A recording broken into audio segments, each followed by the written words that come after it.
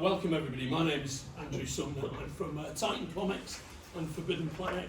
And 50 years ago I was at Woodlands Primary School in the Liverpool suburbs, and I was a big fan of Warlord, and I used to like my weekly dose of Lord Peter Flint and Union Jack Jackson until Battle Picture Weekly appeared on the stands and just blew my mind. It didn't just blow my mind, it blew the mind of my grandfather, Pop Smythe, my best mate, who served in World War II. He was at D-Day with the Royal Artillery, served in the Cheshire Regiment as well.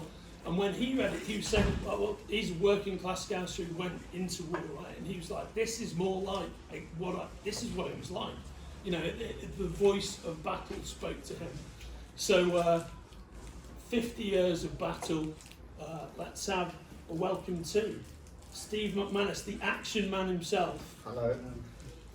Dave Hunt, legendary IPC editor. The one and only John Wagner, who needs no introduction, but gets one anyway.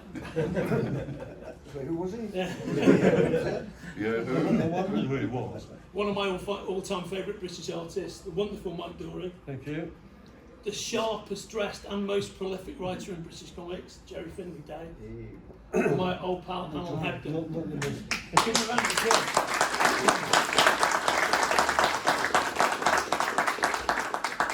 Can we go now? Yes, of course. If no means, can you start talking? Yes. Yeah. John, what can you tell us about, let's start with you because you co-created this project. What can you tell us about that very early explosive moment where it came together with you and Pat? I remember getting a telegram. I was living in Dundee and it said, come back, all is forgiven.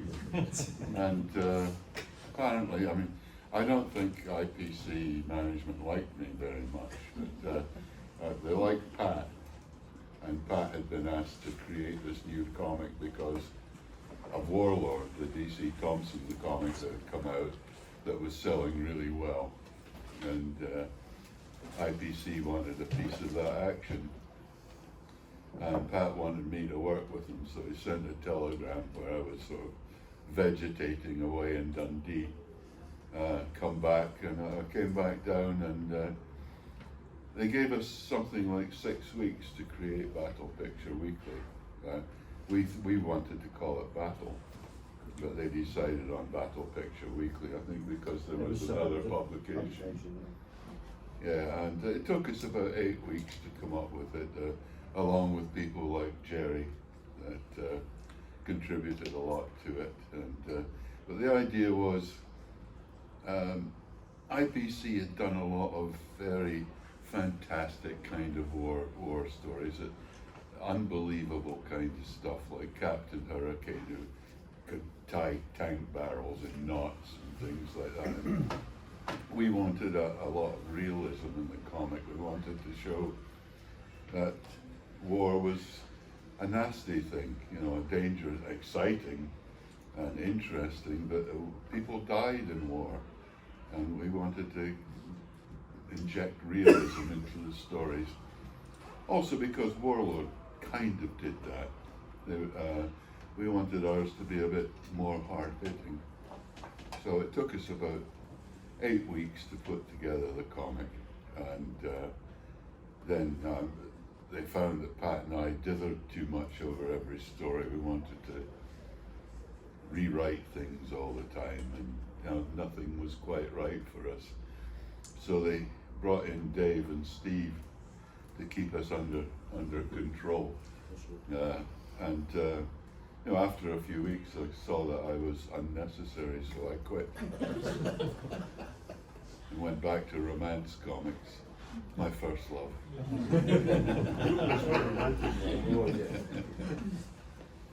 What's your memories of that time, Dave?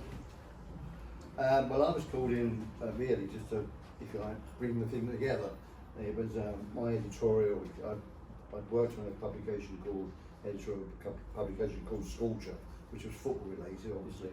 And then that, after 5 years, died and was merged into another publication, I think Tiger at the time. And so I was called round by John Sanders, the editorial director, to say that these two two guys around the corner need a bit of control, and can you sort of help them out in that sense? And it worked very well. But by the time I got into the sort of flow of it, most of it had been already sort of originated. It wasn't like anything. I did more the reading and sort of try to tell them maybe that was a little bit too heavy at times or whatever. But we got on reasonably well, and I like to think that it was a good match. And then thankfully Steve came into the equation as well, and that worked really well, because with them could gang up against Pat and John a little bit more. And they did. And they did. Yeah. And it was good in the sense. No, we needed to. It worked well. The problem really was the timekeeping. I mean, eventually, I always recall after about issue 8, 9, John Purdy, managing editor, Yeah, he was. came storming into the office saying, "We're going to miss an issue. What the hell are you doing?" Sort of all his venom towards me, as it were. And I said, "Well, I can't be held responsible because these guys are continuously rewriting. We couldn't get. They were never happy with their sort of end result. But, you know, that was they were perfectionists, and I admired that. But there was a deadline, and the printer was screaming at us that we didn't get these pages to them by a certain date. Obviously, we'd miss an issue, and that was when it all came to a crunch. Yeah. Yeah. Well, it's rule 1 of publishing: get the publication out. And if you don't do that, you fail. You miss it. That's right, and that's unheard of. You get the thing out, really, you know. But I think by that time, maybe John and Pat even were quite happy with the team, if you like. I think it was I think they always kept a wary eye on it. I'm sure we did things wrong afterwards, but by the same token, they were quite happy with the two of us, and I mean, we kept it going. And I like to think it was a good time in my career, if you like. That I enjoyed. I like the way they constructed the story. I mean, I was never going to sort of change their feeling towards a script, if you like, that it was when it was complete, which was different, wasn't episodic, and that took a lot of timekeeping and, you know, good writing. But I was always conscious that I wasn't going to sort of change the format in as much that you know, something like D-Day Dawson, if you like, the lead story, that could have gone on for 2 or 3 years because it was such a popular story, and I think many editors would have kept it going because, you know, proving so popular with readership and so forth. We weren't going to do that. It had a time scale on it, and we kept it to that and so forth. So we killed off a really good character, but that was the way John and Pat wanted a publication, and I wasn't going to change that at all, you know. And it worked out okay. I worked on it for 4+ years, and I'd like to think because there were some stories that Pat and John had created that didn't make the first issue, obviously, but we had to use up. I mean, the company was always on your back. You can't have a lot of stock in the pipeline which not been sort of published, so we had to use that stock up, and we did.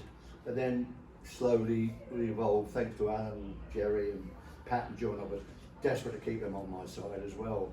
And I had some really good writers sort of churning the stuff out. And this guy called Steve MacManus started to sort of get involved as well with the script writing. So it all worked out very well in the end. I think, you know, we were very lucky, very fortunate. Were you all battle buyers? Oh yeah. Yeah. I can't believe it's 50 years. 50 years, great. I really can't.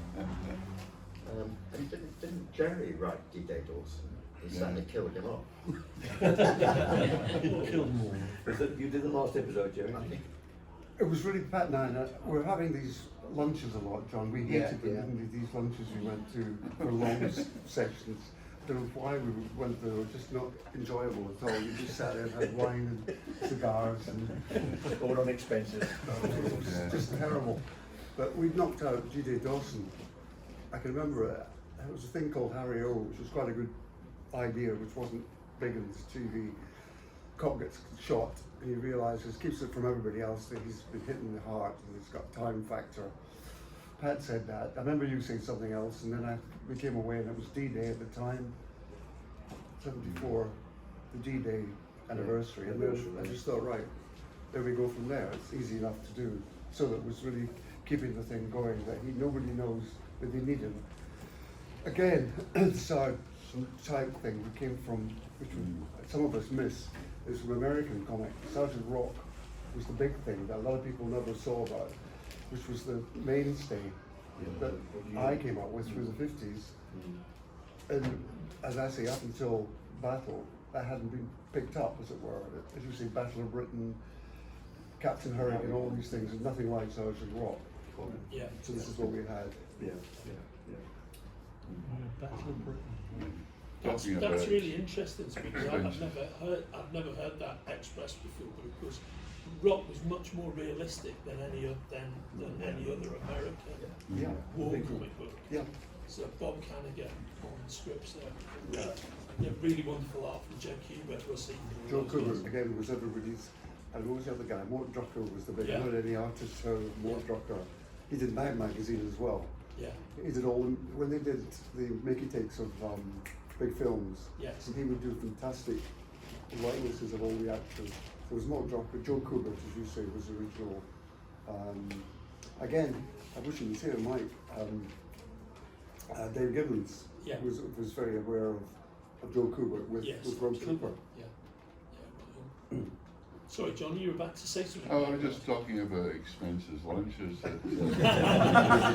All he thinks I, about I, is fresh I had lunch with Bill Harrington so often that eventually I felt really guilty and invited him to one.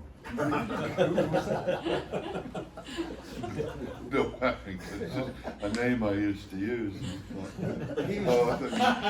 Said, Bill, listen. He used to phone, when Rat Pack was on the go, we had a character called Turk. Yeah. I remember you phoning up, I was in the office, he phones up, he'd say, I hear this voice say, Turk won't eat, Turk won't eat. So let's talk about those. That you originally, as I recall, had 8 strips in Battle when it launched. You just mentioned one that's a great mainstay of the early issues, D-Day Dawson. But you're just touching upon another one, which was my big favourite when I was a kid, which is Rat Pack. And I think among certainly the young readers who are the people I knew, certainly in my school in the Liverpool suburbs, that was the strip that we all loved. Right when we kept going, I'm sure the Dirty Dozen DNA. Yeah, of course, there's all there. Yeah. A DNA, Magnificent Seven. Yeah. And there's 100 films before that of convict type commandos, which you write in Commando as well. That type of series of the bad men who make good, as it were. So, but no, the Dirty Dozen is still. It's the bad men who forced them to do it. That's right. Yeah. But it's still on. It still stands up. This is how you judge them. It's still the Dirty Dozen's on every week, I think. Yeah, right on. Plus we had Carlos Osquero to do the first episodes, and that was a real plus, great. I always thought Rat Pack was a kind of a test bed for artists and writers as well. Well, it was about 5-6 pages, wasn't it? It was a 6-page Six story, pages, which yeah. was twice as long as pretty And much it was also as the any couldn't have longest, a guy it was doing also it always the weekly. longest story. wasn't it? Well, Carlos could handle it. Yeah, but it was a hit, wasn't it? But It was the longest story. And it was in colour. And it was colour as well. Was it? Centre pages. wasn't it? Oh, right, yeah. Yeah. But the other thing you touched on is that the time factor with people like Osquero, which I hadn't noticed before. From when I was starting Tammy, because we had such a rush, and because you say kept going backwards and forwards to writers who were not happy, we do it ourselves, knowing that as the artists were foreign, the agents handling them, as we saw, when they got a script, they wouldn't bother with the dialogue to translate. They just do a quick fix of all the. So in turn, we would do storyboard type things. Yeah. So what you get, especially with Osquero, although I had the script, suddenly Osquero's one, you've got it in front of you, and you think, wow, you can do other things with the dialogue because you've been presented with a whole new dimension, as it were. So that was how you speeded up things. Yeah. And how also you enhanced it because you thought, I hadn't thought of that. Look, he's put it in there. Yeah. It's a two-way thing. Yeah. You're talking about that. I remember they sent a script out to someone in South America to do his job, and this bloke apparently had a wooden arm, and he was supposed to hit somebody with his wooden arm. And when they got the artwork back, I think he was Brazilian, like, he's got this bloke with two arms, but a wooden arm in his hand. So it's beautiful artwork, and it all had to go back. We also had an artist, I remember, was it one of your ones, who was South American, who was a little bit comic, and we were talking about a spy one, and the head of MI6 suddenly had a bald head, and you looked exactly like a Turk, anything like an Englishman, society of the enemy. Interpretation. What about what about the bootneck boy? What can you remember about that? For me, that was a bit of Tammy, it was a little bit Cinderella-ish, that. Because there wasn't action as such, the idea is he misses out all the time. He's a little guy, he's not old enough. So it was always a Cinderella, him looking out and seeing the world and all the war going on and not doing much, wanting to do that. So I thought, that was like the reader. So I wish I was in on that. And who was it? Again, I was working on time. There was Ian MacDonald and I were chatting about it. We'd done No Tears for Molly. I don't know who remembers that. It was a little chambermaid type story, which is Cinderella really. So that was really it, to keep it there, as it were, keep him confined. That was it. No, it's a wonderful concept. One thing I didn't realise at the time, but I always thought as a kid, it just had the first issues. It kind of looked different. It was really crisp, and I realised years later when I worked in a business, it was. This is what I've read subsequently. Correct me if I'm wrong. It's the fact that you benefited from web offset litho rather than letterpress when you were printing it. Because the comic always looked really sharp when it first appeared. Yeah, that was important in the end product, obviously. That gave us a bit of a plus, I think. You know, well, the letterpress, which comics have always been printed letterpress up to that time, really. So that gave us an edge. It was a crappy paper as well. Crappy paper, was that then? Always had that great smell though. Yes. John, when you look back, mate, of those original 8 strips, which are your favourites? Well, Dawson was obviously the one that really held the comic together, and Ratbackers. Eagle looked good. He was a really interesting artist to use. Pat Wright. He had a sort of photorealism to his artwork that worked quite well, except he was very slow, wasn't he? You couldn't work on the weekly schedule. He just couldn't do it. He was a lovely guy, really nice guy, but you just couldn't keep up with it. And after I think about 5 episodes, we had to. I think Barry took it over, Barry Mitchell. Did he? Yeah. Well, I think Ratback was story. very good, but the story that held the comic together was Dawson. It was my job to count the readers' votes. You know, you had to send in this little form, my 3 favourite stories, and it was always Dawson, Ratpack second, Eagle third. It was all quite close, you know, but that was roughly the popularity chart that we had in the office, I think, or Sid had somewhere. And then Bootneck Boy and Bamboo Curtain, as John has written about, didn't really take off. No.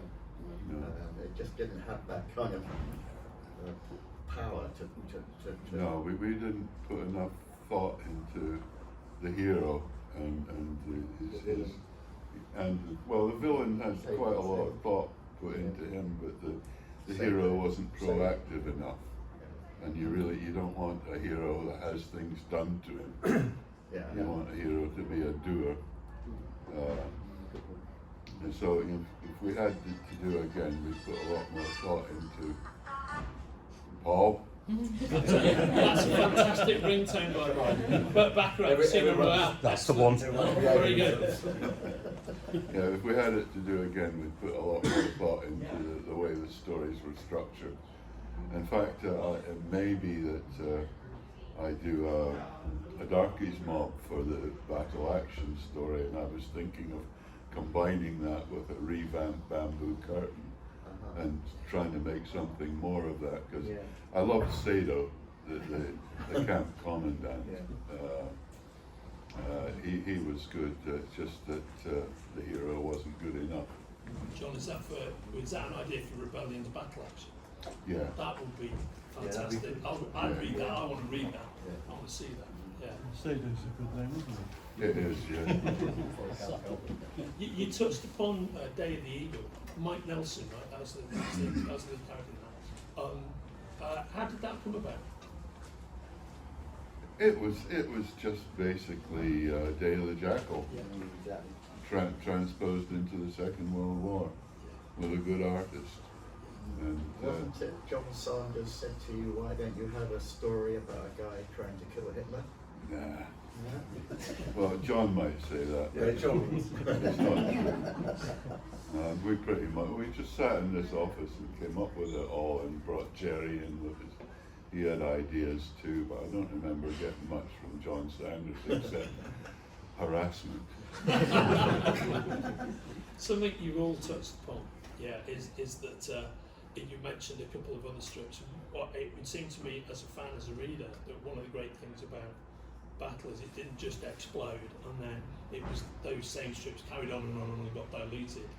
You were able to reinvent and introduce new stuff, which are the things that our Battle is just as famous for now as it was with that first lineup. So obviously Darkie's more personal favourite, but HMS Nightshade, and then you've got Hellman, which came over from Action.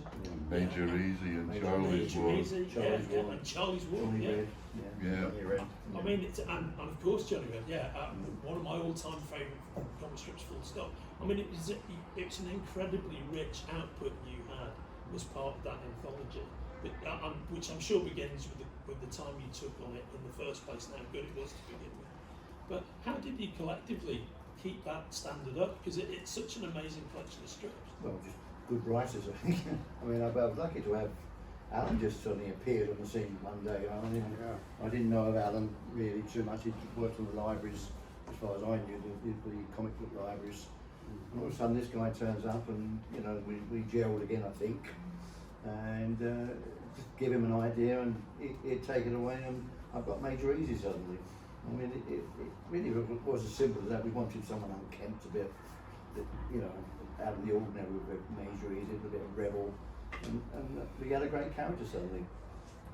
I mean, one of the biggest things I always remember was one of John's stories, which is Darkie's Mob, going back to that theme of killing off your stories too early, because it was a small platoon he had, and every episode one of the unfortunate guys got killed, as it were. But one week he got rid of 2 guys.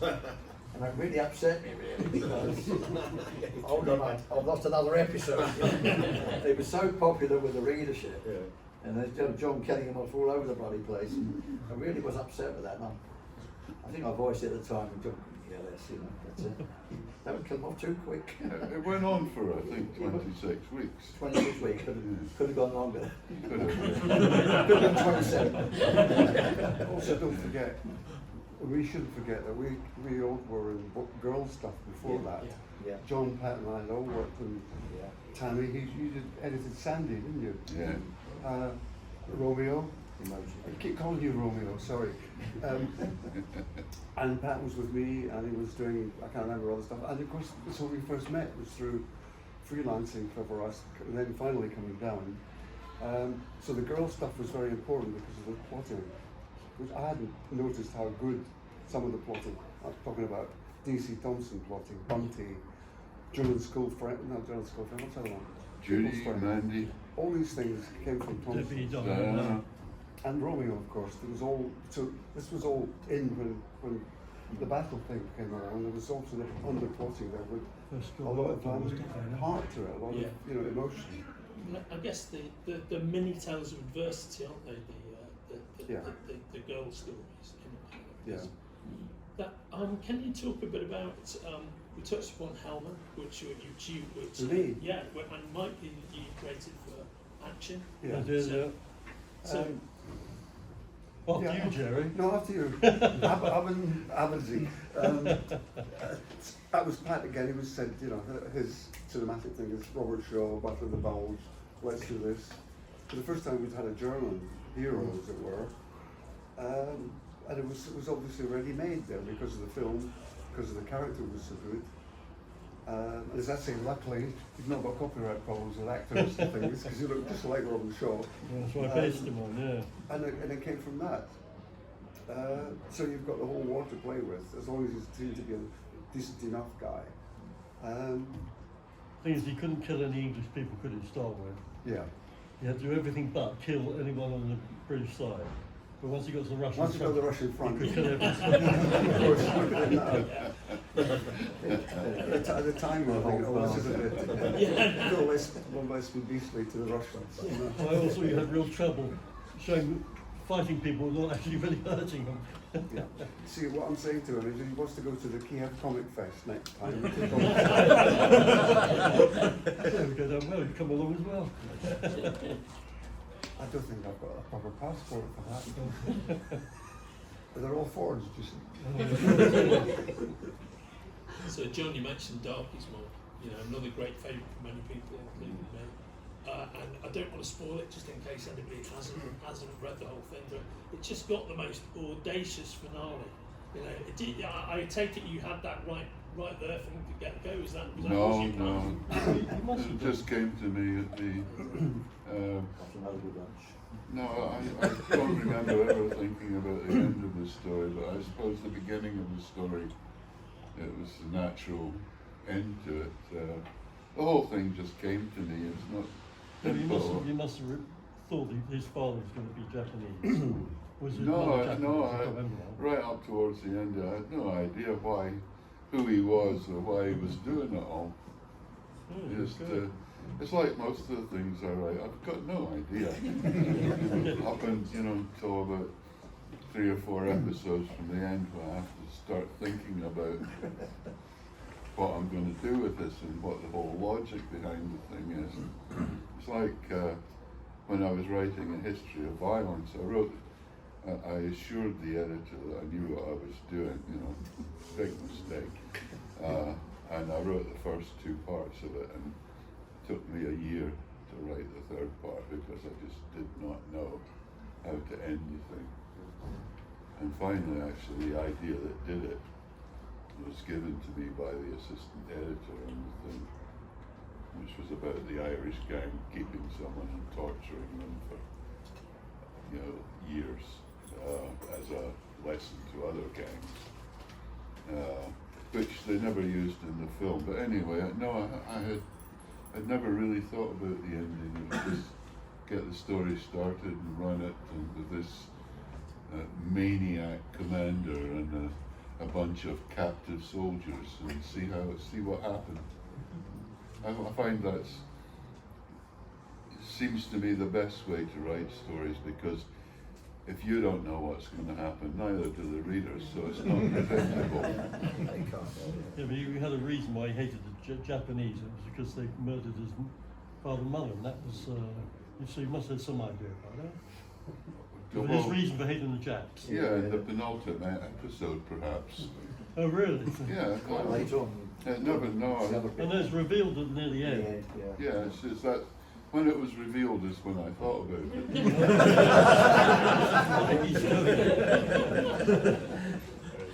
Well, I knew there had to be a reason. Yeah, but he looked a bit less than slightly oriental anyway, didn't he? Oh, you're reading that into him. Oh, he's lying. When it was, Dave and I disagree about this, but when Mike drew it, he had hair. Darkie had hair. And, yeah, and everything else was perfect about the art, but Darkie didn't look quite right. So Dave says he said, make him bald, but I really said it. And anyway, Mike made him bald, and that really It worked.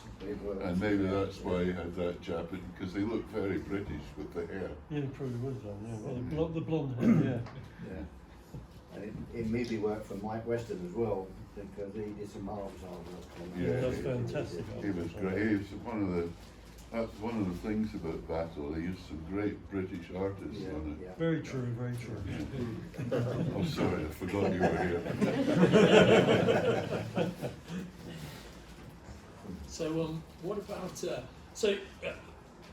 one of I'll touch upon very briefly 2 of the great battle scripts, HMS HMS Nightshade and Johnny Red.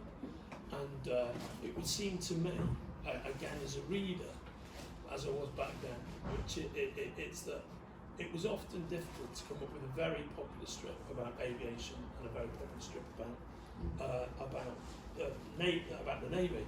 But you managed to do both of those things. I would imagine that, Steve, when you're getting your votes in, most of them were army-based strips, I would have thought. Because I remember on the playground, that's what we liked. But Johnny Red is probably the strip that's most identified with Battle now. And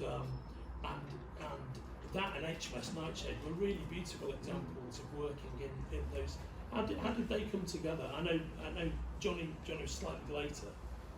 But what about HMS Nightshade? Well, I wanted to do all the forces. Yeah. You know, that was important, I think. And everything came about over lunchtime with Johnny Red. It was Tom Tully, and just saying I need an Air Force guy, you know, a young lad again. And I think a lot of the time these script writers dream up the title first, almost. I mean, Johnny Red and Russian Front, it worked, you know. And all of a sudden I've got a first script from. And Joe Coon was the artist on the initial episodes. It just all gelled again. I mean, just good fortune, good luck, but maybe, you know, between you knew what you were doing almost. I don't know, you know, it just came to. Johnny Red was very important. What was the other one you were talking about? Sorry, Nightshade? Nightshade. Yeah, well, that was John, I mean. Well, I think Johnny Red, for an Air Force story, that was #1 for quite a while. Yeah, he did very well. Yeah. Nightshade never reached that No, level. he It was didn't actually. sort of a 3rd or 4th place story. I don't think any of the naval stories ever really No. peaked Yeah. like Johnny did, anyway. You know, I would say that Nightshade's certainly the most memorable of the Navy stories. yeah, That I was enjoyed it. Yeah, I loved it. yeah. It's the readership again, isn't it? You know. But yeah, it's, It was a good one, a really enjoyable one to write because yeah. I was quite into the role of corvettes during the war, and there were quite a few good reference books on it, like Montserrat's The Cruel Sea, and although I think Alistair MacLean took a lot from Montserrat for his HMS Ulysses. HMS Ulysses, Yeah. and also C.S. Forster's The Ship, which was about a destroyer, but that kind of vessel, there was quite a lot of good reference. Also a lot of, at the time, a lot of printed manuals with cross sections of corvettes and things like that, so you could really see inside it and get a feel for it. So it was fun to do. I was quite pleased with the result, but it was never a top story. Yeah. I don't think it matters every time, personally. I think No. the balance of the title's got to work, really, and that was necessary. It was a good. For the visual appeal of a Yeah, comic, exactly. it's nice to have different theatres of war. And then something we touched upon was Alan's extremely audacious Major Eazy, which was kind of, to me, even as a kid, I thought, oh, that was a kind of, there's a level of, there's almost a level of camp about it, you know. It's Scarra's favourite story, wasn't it? It's Scarra's favourite story, wasn't Yeah, it? he loved it. Yeah, Yeah, well, Carlos. Yeah. It's good. That's why he did the artwork so well. Yeah. I mean, it was his character, you know. It was his art that was the character for Major Eazy. Yeah. You say that, Alan, but I think it was a good script as well. I mean, he enjoyed it. Yeah. It worked again. Just the two together, really. I mean, if I blow my own trumpet, which I'm going to, but I mean, the Joe Coon and Charlie's War, it worked. That combination, Darkie and Mike Weston, it worked. You know, getting these teams together, and Carlos and Major Eazy. Yeah, the artist pulling around. Yeah, the artist getting out of the generator. Easy was easy to write. Yeah. You reached them on yourself, though, didn't you? I just sort of knock him off in 2 days. 3 episodes. Well, No, joke. 3 or 4 episodes a week sometimes. Yeah. But Carlos That's all right, Carlos getting really was loads of happy to time be off. on Battle. He enjoyed the subject and he enjoyed the script he was given, obviously. So, I know he did a lot of great work for 2000, but he was always quite happy to be on Battle, truthfully. You know. But Alan dreamed up, or we dreamed up, Caesar was dreamed up to keep him on. Well, that's because Carlos liked doing horses. Yeah, exactly. Yeah, He didn't get many horses. Give him the in right 2008. Yeah. Actually, we could done that, got rid of Hellman's tank. Yes, I love drawing horses, but you never get a chance to draw them. You like doing horses? Yeah, I do, I like drawing them, yeah. Never had the right script writing. That's what it was, yeah. I always wondered with Major Eazy, that I don't know if you guys are aware of this, but the timing of Major Eazy coming out, it was within the same year that the Arman Flint films were first shown on ITV. So they both had huge viewing figures, and again on the playgrounds in the UK, that's all everybody talked about was, did you see Arman Flint? Did you see that? And then, you know, lo and behold, Major Eazy turns up, and he is James Coburn.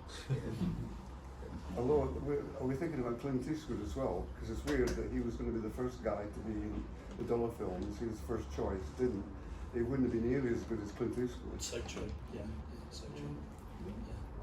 Yeah. It was definitely, I imagine it was a major, that Eazy was a big fan favourite because it kind of became very important in the mix of the strip bit, in the mix of the comic for a long time. And your dad worked on Battle as well, didn't he? Well, he wrote Daily Eagle. Yeah. Yeah. And was a kind of military advisor, is that right? Yeah. There was factual John and Pat bits and took pieces. heed from him. Yeah, well, About the you, only one he did.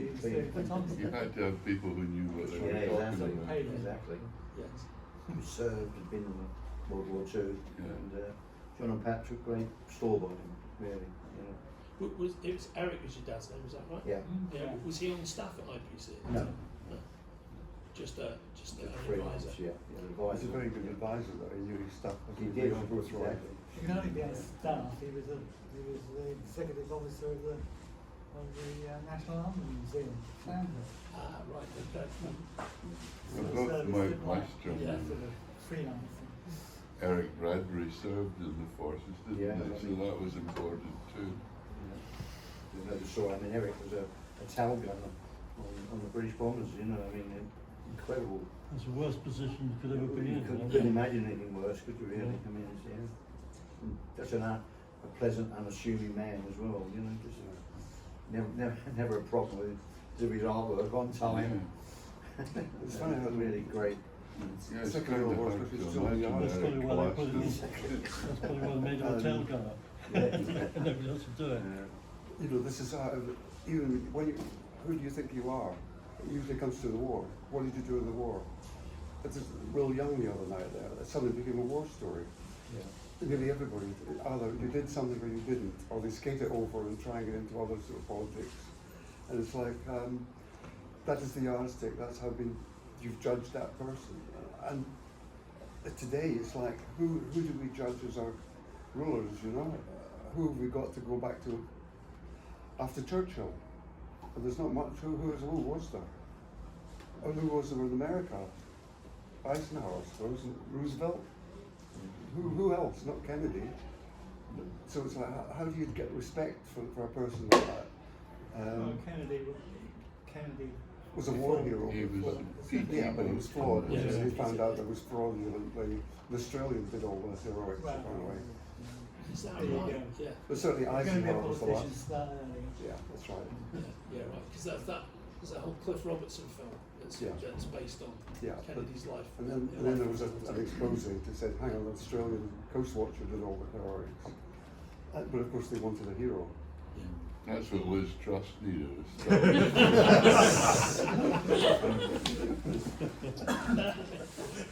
Steve, what's your favourite battle strip? Probably Johnny Red, actually, because Tom Tully was a mainstay of Fleetway in many ways, and but I think he really put everything into that strip, whereas I think some of his other stories he would knock them off quite happily, but he really, that was the real Tully on Johnny Red. It progressed as well. He didn't just do the same thing each week. He kind of followed Johnny on this really, quite, He researched it. quite scary Russian front stuff. Very good. Good artwork as well. Who was the artist? It was Joe Cahoon initially, and then John Cooper. John Cooper, yeah. Who took over, and glad he took over, and did a great job with it. John Cooper was great because I didn't think you'd be able to get somebody as good, but it works really, really well. The flying gun, right? That's the... Actually, my favourite story was one I wrote called Hold Till 109. Copies available. Yes, I phone here. Print run of 300, so they're going to be a rarity. Who did the art on that, Steve? Jim Watson. Jim Watson. And I have to thank David for letting me write there, because he could have said no, but you said it, and you found a good artist, didn't you? For Jim was a great artist. Yeah. Very realistic. How about yourself, Dave? There's lots of good stories, especially in battle, but I think Charlie's War is my Charlie's all-time War, favourite. I just couldn't get over that one really, because Pat put so much time and effort into it. This one of ours is called Joe who I'd known since the late 50s, working on things like Roy the Rovers and stories like that. It suddenly was this World War I artist, every frame brilliantly sort of portrayed, as it were. It works with me, Charlie. I mean, I didn't think it would. I mean, Pat, as always, before we got a first script from Pat, he would have spoken about it for months almost, on the phone. You'd be on the phone within 2 hours and he might take a glimmer from you, but he knew what he wanted. And it really worked out well, that one, I think. It did say to me, it was, again, some of the girls' background was in that. Exactly, yeah. The girl stories we'd done was again, the Cinderella, the very emotional rather than action. Yeah. Again, working class hero, not quite all the ticket Charlie, you know what I mean? But it really worked, I think. You know where he got that from? There's a film at the time called Charlie about a guy who was slightly mentally deficient, and he spelled his name backwards. Yeah, exactly. Yeah, that's Cliff Robertson again. It's the stuff like that. Yeah. John, what's your favourite of your war strips that you contributed during this era? You contributed so much to battle. Have you got a personal favourite? No, I would say equally Darkie's Mob and Nightshade. But I think far and away the best story in battle was Charlie's War. Probably one of the best British strips ever. I think you're right. It's a British comics masterpiece. At the time, we published a very nice, complete hardcover edition of it. It's got loads of extra material in from Pan. It's well worth reading. You've not seen it. And the Rebellion Boys, my pals at Rebellion, are doing a new update of that at the moment as well. Either of those are worth checking out. They're really beautiful. Yeah. Mike, how about yourself, mate? Well, apart from Hellman, of course. Of course. It's got to be Hellman. Yeah, amazing. No, Charlie's War and Darkie's Mob, I think. Mike Weston's artwork, I think one of the stories great, but Mike Weston's artwork is fantastic in that. It was. Charlie's War is. I've done a few First World War stories for DC Thompson's. And I must say, I've looked at some Charlie's War stuff because there's so much in it. It's incredible. Really good. Loved it. Well said. And you're super prolific, Gerry. From your war strips, what's your personal favourite? I like Charlie's War, definitely. Yeah, but out of your stuff, my stuff. Hellman was sort of transover, wasn't it? There was action. Yeah, you've got a lot of course, I give so much credit here because he knew his stuff, he knew his tanks, he was a technical man, so it looked good every time. Our only problem was, in technical terms, these tanks needed transporters all the time, and it was boring. You can't have a transporter taking a tank. It's just like a lorry, a Tesco run, you're coming off. So we just speeded that up always. Just had the tank on site, as it were. No, I like that. I thought that was good. I suppose Rat Pack as well. Love Rat Pack. Yeah. And you worked on all the Rat Pack, didn't you, Alan? You did Rat Pack? That's the later one. Yeah. Which were drawn by Eric Bradley. What's your favourite, Alan? Major Eazy? No, War Dog. War Dog. Have you got a dog, by the way? Eh? Have you got a dog? Had dogs. Over the years. Not at the moment, no. Another one of my favourites of yours is Fighting Man. That's a great story. There you go. You can find them both in one volume. Yeah, one tasty volume. Alan's table. With forward by Mr. Ennis. Yeah, spot on. Absolutely right. Now, when I first met Alan, my first question for him was something that had perplexed me for years: is what nationality is Major Eazy?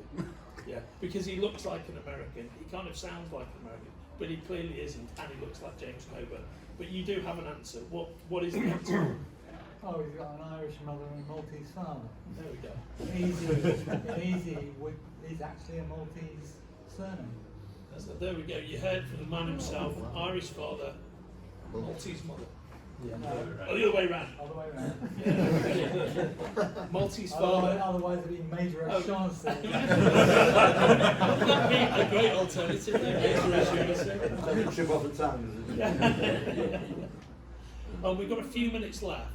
Got any questions for these extremely talented gentlemen? Yes, sir, Mr. Trimble. I'd like to make a statement first and then a question, if that's okay. Listening to what Andrew said at the introduction to this panel, my story is uncannily similar. In the early 70s, reading comics, I read a bit of Lion, a bit of Thunder, a bit of Valiant, but nothing ever really grabbed me. Warlord was a step in the right direction, but then Battle hit, and that was it. I had found a comic that really spoke to me. It was on my level, and that has always been my favourite comic. So I want to thank you, gentlemen, all for your work on it. Quick question then is, the free gifts in the first 3 issues were really quality for a kid at that time. Can you tell me how they would have come about, who designed them? Especially the art on the poster in the 2nd issue, which I think might be Graham Cotton? Would be a picture library artist. Yeah. And does anybody know the origin of that art, or? I think what the company did in the past was that they had a lot of artwork, which was staple stuff, if you like, Yeah. to get these guys to do some great images. And that just came about, I think, really, that was a good image. It suited the free gift that we were giving away. And I think Gordon Wesley was very much a part of it, was he, at that time? I have no memory Yeah, of he it. was the art man, Pretty good. senior art What man. was the 3rd issue? It was the battle cards, the little weapons Yeah. of World War II yeah. trading cards, and the stickers then in the 1st issue. Yeah, I remember the 1st issue quite well. I recounted in my memoirs and on my website when Pat and I had this big confrontation with the IPC lawyer in John Sanders' office because we wanted to make one of the stickers an SS badge, but I thought he was not having it. And you know, people who had gone through the war, it meant a lot more to them than these 2 callow youths who thought, that looks really good. So I'm glad to say that he won and we lost. So. Yeah. Good defeat. But I love those stickers, they were great. Yeah. I don't know who designed them and who drew them, but they were really good. But I don't remember the other gifts. Maybe I'd sort of dropped out by then or was heading for the door. Poster in the 2nd issue of a British soldier with Bren gun charging forward. Have you still got them all? Oh, I have, yeah. Have you? Yeah. And the 3rd one then is the battle weapons trading cards. Got so many signatures on them by now. Oh, well, there will be before today's over. The battle trading cards, the weapons. You had to collect the USSR, USA, GB. Did you organise There them? were 8 cards for each country. Well, I'm not sure. I'm sure you guys. Oh, maybe, yeah. I'm sure you don't all. Probably too many Doesn't ring a bell. business lunches, Yeah. I can't remember. Warlord used Another to do one. that as well, because I worked for Warlord as well, and they did lots of stuff like that, badges and weapons and stuff, Yeah. the freebies. We did go to the best restaurants in town. Marvellous locations. I had some good ones 9 on o'clock, Fleet 10 Street. o'clock at home every night. Stack at home. I think it I think gave, so. My wife for about 6 months. it gave Warlord a fright. I think they must have had the fright of their lives because it was pretty good at the time. And when this came along, and they must have known, they probably knew me through my work. They must have known both you and Pat for your names. Yeah. I must have cursed them, because it was so good. It was way ahead. Yeah. Did you stop buying Warlord when Battle came out? Soon after, yeah.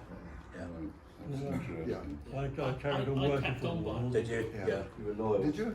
I like Yeah, I carried both. work for one, Victor Did Wall. different things. Oh, they were okay with you, but they Well, didn't. that's why that J. Clough thing came about, because DC Thompsons didn't like anyone working for IPC, and they sort of like threatened that, you work for them, you don't work for us. So I put my name down as J, because I used a J. Clough for some of my background. J. Clough. Of course, they knew bloody well who it was. But the other funny thing is, when Hellman came out in action and in battle, they all were really jealous, and they wanted to have a German hero as well. And a lot of blokes up there who'd been in the war, and they didn't want somebody like Hellman. So I had a Luftwaffe pilot who flew a transport aircraft. He couldn't kill anybody, and he was on the Russian front as well. But they used to copy each other, didn't they? Battle and war. They used to sort of copy each other quite a bit. Because Battle had the first black hero, Sergeant Raker. Warlord, which Battle never had a black. Did they? I suppose Mestizo was Yeah, I know, but I mean the Second War. This yeah, bloke's, not Second World War. They had GI. Joe Two Beans, the Indian. Oh, the Indian, yeah, yeah. I like that it. doesn't I count. think it doesn't count. But that's why when we spotted Carlos in a DC Thompson comic, his agent was really reluctant to let us have him because he thought, well, knowing IPC, this magazine was going to last 6 months and then merge, and then Carlos would be out of work. So we had a real battle to get Carlos onto battle. Eventually he relented. The only good thing for working with DC Thompsons and IPC was we'd tell DC Thompsons what IPC were paying us, and then they said, well, all right, we'll match that. And then we go back to DC IPC and say, oh, Thompsons are paying us that, so that. So he went to do that. Get your rates up. Yeah, right up, yeah. So don't tell any of the other artists. Happy days. Any other questions? Yes, sir. Did you ever get pushback from IPC about story content or artwork at all? They didn't like me doing Hellman, and Right. they really didn't like that at all, because they thought I was one of their artists. They did discuss the Hellman thing and the fact that they couldn't have somebody like that. They had to have somebody different anyway, and he couldn't be a sort of a fighting man. He had to be somebody sort of, as I say, because there's so many people up in DC Thompson who've been in the Second World War. They were not having, and they had big arguments about were they going to do this or not. And then because Hellman looked pretty good, they really wanted to do it. So they got Kurt Starman, who flew a Junkers 52. And 52, yeah. yeah, Iron Annie. Yeah, yeah. And then he had a Focke-Wulf Condor later on after that. Yeah. All right. I've got that in that second book, yeah. And that's the funny thing, the Bond guy who does all the sequences, Ken Adam. Yeah, right on. They discovered that he was actually German and he'd flown in the war.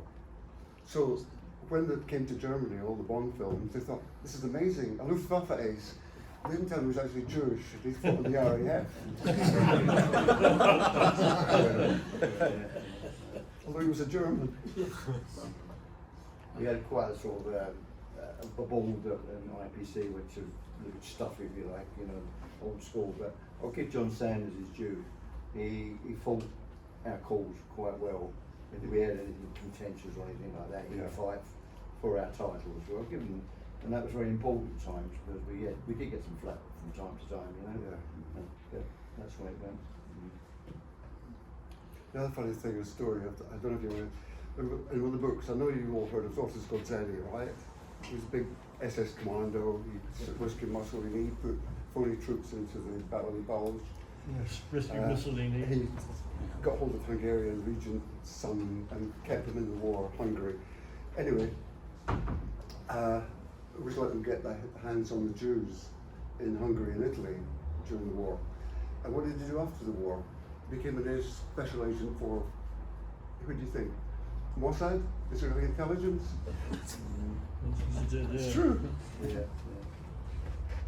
Those stories are amazing, aren't they? You suddenly, you Flipped Google something, you think, allegiance, yeah. no, that can't be true. Yeah. Anybody else for a final question before we close out? Sir?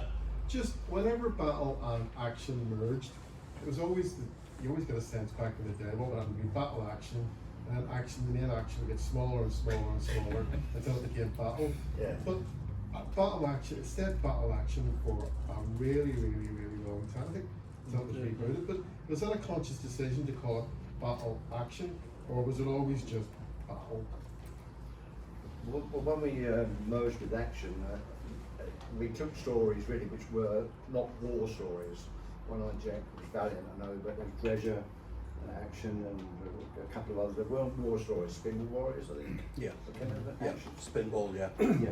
Yeah, became Spinball. So I think we were conscious that really there was a readership, Action readership still, and as you say, that quite distinctive title stayed around for quite some time, didn't it? Until the next merger, which I can't remember which was right now. Was Hellman the only war story? Was there any Was it? Tornado, Did maybe? that come from No, action? no. Yeah, no, I think Sorry. Hellman No, was not an sorry, action. definitely He was, that was the only war story. The in that. Sorry, thing that's, was, that's why. Yeah, it's a very good title, Battle Action. It is, Yeah, yeah. well, and Garth has proved that with Yeah. with these Yeah. marvellous. when they merged it, it wasn't like action was failing. It got canned. Exactly. So it was still really popular. That's a good point. So, you know, it was almost an equal with Yeah, battle. yeah, we've taken off the newsstand. Yeah. Yeah. So it's still a good readership. But Action Man didn't cross over, did he? No. You know, we got rid of Sadly him. not. We Should got have rid done. of him. Yeah. John, do you ever have any ideas for battle action or for battle that you wanted to do but were never able to do, but didn't get the support? No, not really. No.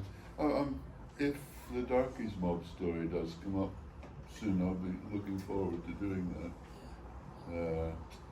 Getting back to it, because it was although it was quite an unpleasant story in some ways, it was fun to do. To think how horrible can Darkie be this week? What terrible thing can he do to his men?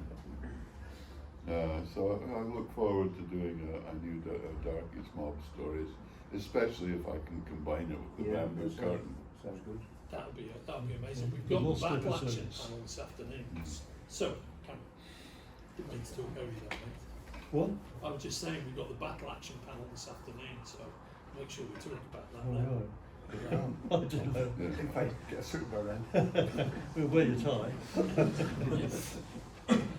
Paul, thank you to our founder, Paul Trimble here. Give him a round of applause. What's your favourite battle strip, mate? Major Eazy.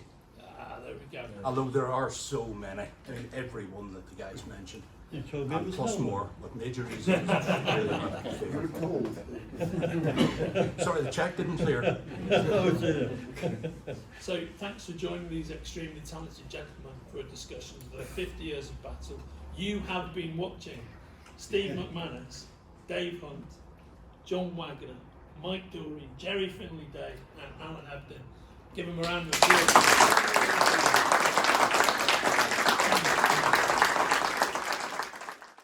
If you're enjoying watching Forbidden Planet TV and you're enjoying watching us talk to the world's most interesting and accomplished filmmakers, authors, artists, musicians, creators, subscribe right here.